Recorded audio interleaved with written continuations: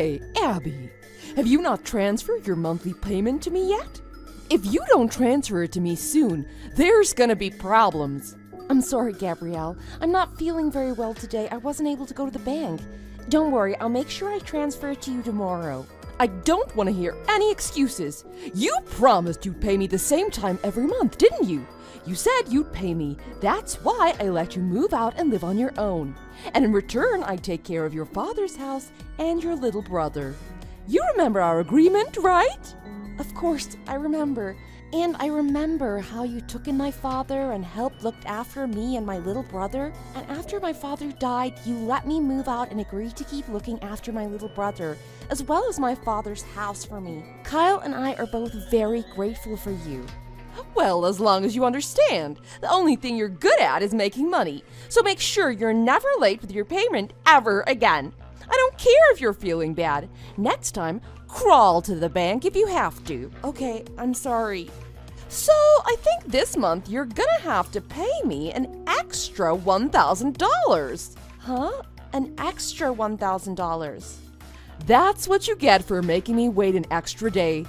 There's some new clothes that Fiona wants. And there's a new bag that I want. But if I pay you an extra $1,000, my rent is... What's this?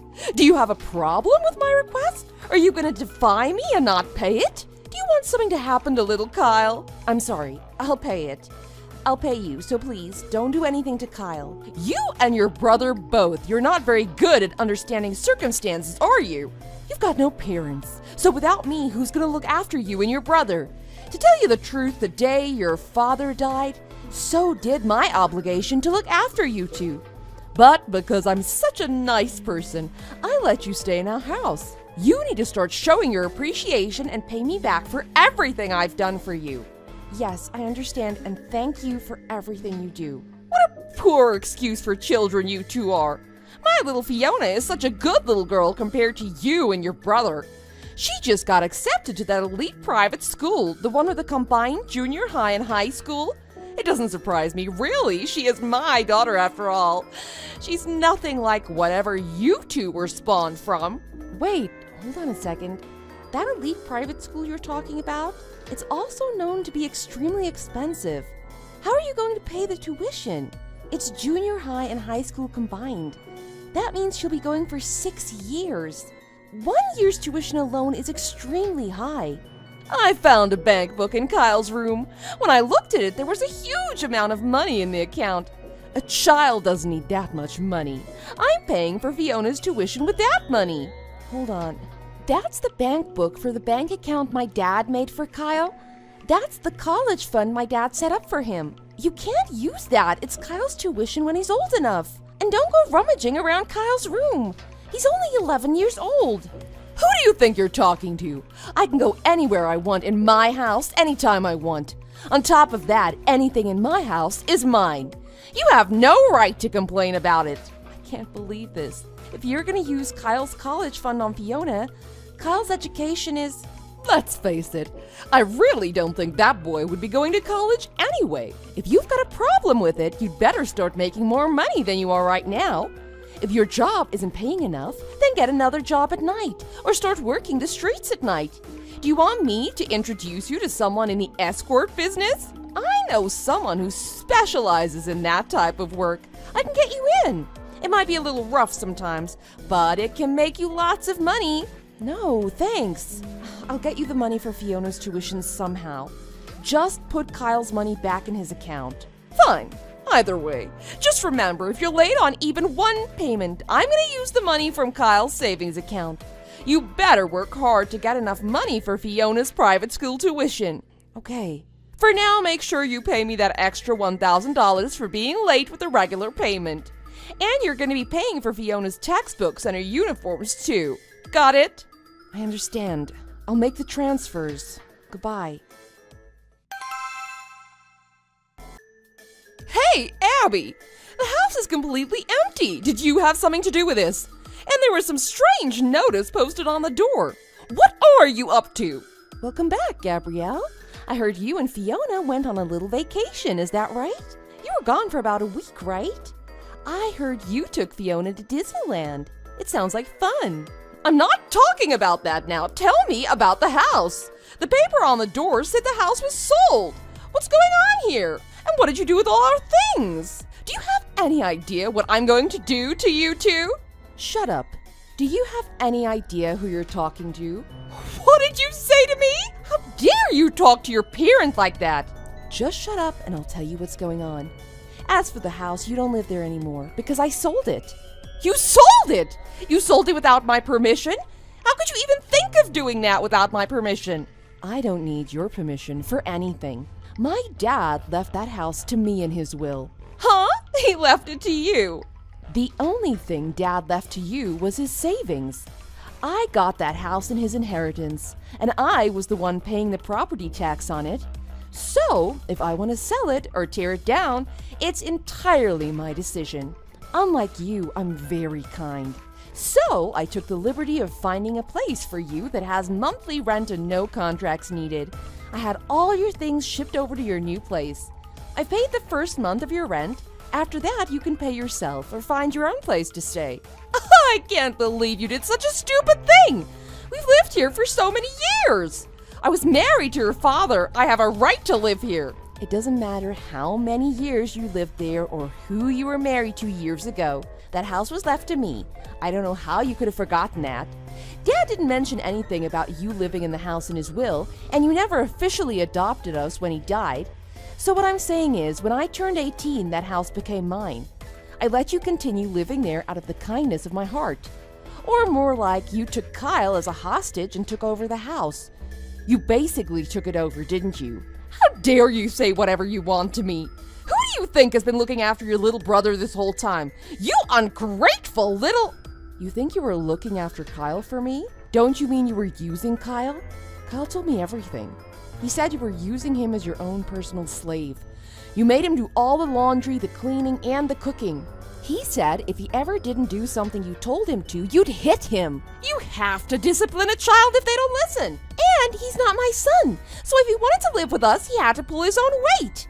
If I didn't make him do all those chores, it wouldn't be fair to Fiona. He's still in junior high school, and you made him work day and night. And on top of that, you stole his inheritance and used it all for yourself, didn't you?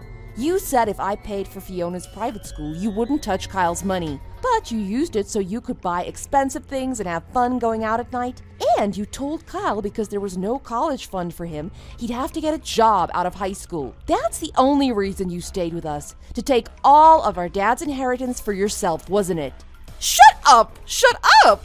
I married a divorced man who had 2 kids. You should be thankful that anyone did. So it's only natural that I'd use you both as much as I could. Kyle's not that bright. He doesn't need a college fund because he's not going to college anyway. Using any money on his education would be a total waste. Him getting a job as early as possible will be the best thing for him. That's not your decision to make. Kyle is going to live with me now. He's going to finish high school and then he's going to college. I used the time you were on vacation and finalized everything that needed to be done. I've even put all the money back in Kyle's college fund. You've put the money back in his savings! How? That must mean... That's right. When I was getting all our stuff packed up to move, I sold all those designer shoes and bags you had. I couldn't believe how many you had. That's probably what you spent his college fund on, wasn't it? How dare you! You went too far! I'll never forgive you for this. I'm gonna make you pay. I'm heading over to your place right now. Don't even think of trying to run away. I know where you live and I know where you work. You better get ready. You better get ready, she says. You're not too smart, are you? Do you remember what happened 4 years ago? What are you talking about? That one time I was a day late with my payment to you and you charged me an additional $1,000. At that time, I'd already moved away and changed jobs. It was because I was busy doing all that I forgot about the transfer. I was scared you might figure out what I was up to. I thought if you came looking for me, then you might have realized I wasn't at the address you thought I was at, and that I wasn't working for the company you thought I was working at either. But I've made sure everything is hidden well now and will stay secret. You'll never find out where we are, so don't ask me for another cent ever again. This can't be. Oh, I'm telling you, it was tough. Trying to secretly find a buyer for the house, getting Kyle's and my life all sorted out, and making sure it stays hidden from you. It took me 4 years to do it all. I feel bad that I had to leave Kyle alone with you for that long. It must have been really hard on him. But now neither of us have to worry about you ever again. Now you and Fiona don't have a house to live in, and I don't have to pay you a dime ever again. If you two live in poverty for the rest of your lives, that's fine with me. Wait, Abby, hold on. I'm sorry. I had no idea you resented me so much. If you forgive me, I'll do anything. I was wrong. Your mother was wrong. I'm sorry. Please. Think about your little sister for a moment. Please, just reconsider. My mother? My little sister? Who are you talking about? Both of my parents are up in heaven now, and I've never had a little sister. I think it'd be strange for someone not to resent someone who used them only for money, or used them as their own personal slave. Now that you aren't holding a small boy hostage, you're just an unemployed, heartless old hag. Feel free to drop dead. How could you? Oh, before I go, I've got something nice to tell you. Do you know about Fiona's second SNN account? Guess what kind of picture she's posting of herself on there? Huh? She has lots of pictures of herself at college frat parties. She looks drunk out of her mind hanging off all those college guys. Too bad Fiona's still in high school. Oh, and I might have anonymously sent the pictures to everyone at her high school. What? She's at that elite private school, right? The one with a high reputation and is really strict on policies. She obviously can't be that ashamed of what she did. She posted all those pics herself. I wonder if she'll get kicked out of the school for doing this. You know, the school you had no money for, yet you were sending her to anyway? I guess we'll wait and see. She was so close to graduation, too. Even if this conduct doesn't get her kicked out, once tuition payments stop, I'm sure she won't be there much longer anyway. Oh, I feel so sorry for her. Why would you do such a thing? Are you happy now? Taking your anger out on Fiona? You definitely went way too far. Please, I'm begging you, just stop. I shouldn't have to say this, but I don't want anything to do with you two ever again. I'm blocking your number. This is the last time I'll ever contact you. Make sure it's the last time you ever contact me. Goodbye. Gabrielle went to the temporary place I'd set up for her. While she was staying there, I heard she started looking for a different place to move to. But since she didn't have a job, no other place would let her sign a contract with them. After the first month was up where I had placed her, Gabrielle never paid any additional rent, so she was kicked out of her temporary housing as well. She started living out of her car and selling off her personal belongings in order to pay for food and other necessities. Just before that, Fiona was kicked out of her private school. I'm not sure if it was for her actions or for not paying tuition. Either way, Fiona and Gabrielle got into a big fight about getting kicked out of school, and Fiona ended up running away from home because of it. There's a rumor going around that Fiona went to Gabrielle's friend about getting a job being an escort. As for Gabrielle, I heard from one of my old classmates that she never did end up getting a job. She eventually ran out of things to sell, and people have claimed to see her homeless, sleeping in parks. Thanks for watching. If you liked this video, please press the like button. See you next time!